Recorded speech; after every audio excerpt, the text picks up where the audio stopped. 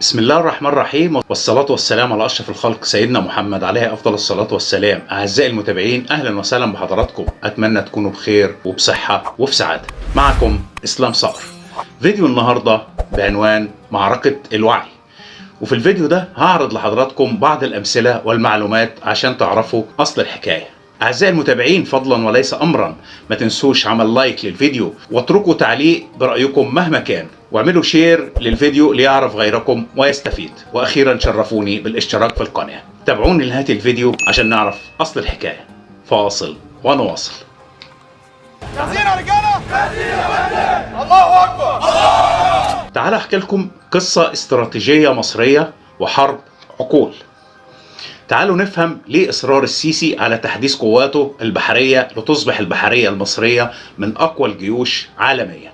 أثيوبيا وعندها على البحر أرخبيل به حوالي 126 جزيرة يقعوا في منتصف البحر الأحمر، وبتمر عليهم جميع السفن ذهابا وإيابا.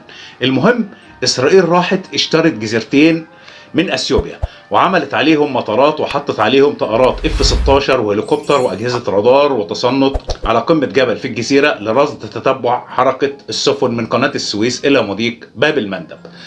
قامت ايران راحت اشترت 3 جزر هي كمان وحطت عليها وحدات من الحرس الثوري الايراني ومدفعيه ساحليه وصواريخ بحريه ودفاع جوي. قامت اثيوبيا حبت تتنطط عليهم في الاسعار والمده والعقود.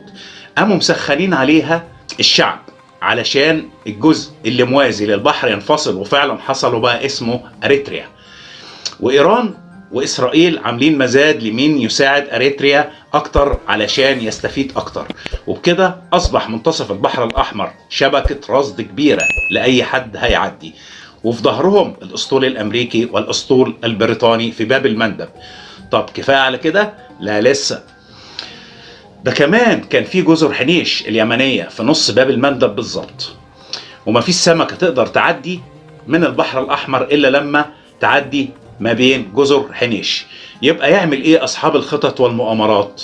يبقى نقلب اليمن عليها وطيها، ونخلي الحوثيين المدعومين عسكريا واقتصاديا من إيران يكسبوا وينزلوا يستولوا على جزر حنيش ويضعوا عليها صواريخ ومدفعيات، ويبقى كده مصر اتقطعت إيديها نهائي عن الخليج، ولا تقدر تروح ولا مسافة السكة ولا الكلام ده خالص، ويبقوا محاصرين مصر في الربع العلوي من البحر الأحمر، ولسه المتوسط ده قصة تانية لما يجي وقتها.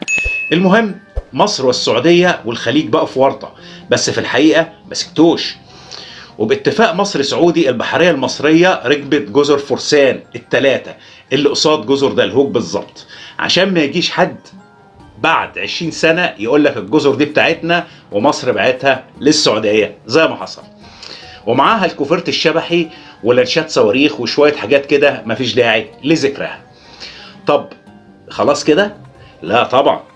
مصر مع السعودية طردوا الحوثيين من جزر حنيش في ربيع الخراب اليمني، وبقت فاضية تماما، ومصر والسعودية محاصرين الجزر من بعيد.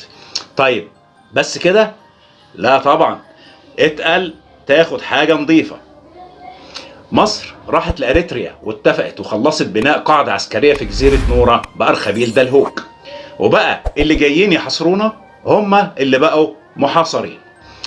بس كان لازم الحبكة الدرامية عشان تبقى اللعبة تمام وكش ملك، فلازم يكون في قاعدة عسكرية وبحرية كبيرة في جنوب مصر على البحر الأحمر اللي هي قاعدة برنيس، وحصل واتفتحت الحمد لله. وكمان لازم يكون في اسطول جامد اخر حاجة في البحر الاحمر، وحصل والحمد لله. وكان لازم مصر بقواتها البحرية تركبهم من فوق البحر الاحمر، فكان لازم ارجع الجزيرتين للسعودية، فتخرج مصر من اتفاقية السلام وحظر تواجد عليها قوات، وابني عليها جسر عالمي طويل اخر حاجة. وبكده بالاتفاقيات العالمية من حق مصر والسعودية انهم يضعوا على الجسر قوات لحماية الجسر ومعدات بحرية ومعدات رادار وانذار وتصنت وصواريخ دفاعية، وبكده يبقى اسرائيل مركوبة من اول ايلات على البحر المتوسط. وعلى فكرة الكلام ده ما كانش من امبارح، ده بقالنا فيه اكتر من 20 سنة، وكل واحد ياخد خطوة التاني ياخد الخطوة بتاعته، يعني جيم شطرنج طويل قوي وذكي جدا. عرفتوا ليه تم شراء الأسلحة وعمل القواعد مهما كلفنا من أموال وحتى لو العيشة صعبة؟ لأن من غيرها مش هيكون في عيشة من الأساس، وكان زماننا متقطعين أشلاء في ذكرى تحرير سيناء. والأهم على من يظن أن الحرب انتهت، هنقول له الحرب مستمرة، وما نحن فيه ما هو إلا استراحة محارب يلتقط أنفاسه ويعد نفسه للمعركة المقبلة الأكثر شراسة. عرفت ليه مصر بتكبر جيشها وقواتها البحرية والجوية؟ علشان تبسط جناحاتها وتصنع شرق أوسطها الجديد الذي يحفظ ويقدر مكانة مصر والدول العربية. وفي النهاية أتمنى الرسالة تكون وصلت. اللهم احفظ مصر وشعبها العظيم من كل سوء. اللهم احفظ جيش مصر وشرطتها. اللهم ارحم شهداء الوطن. عاشت الأمة العربية وتحيا مصر، تحيا مصر، تحيا مصر.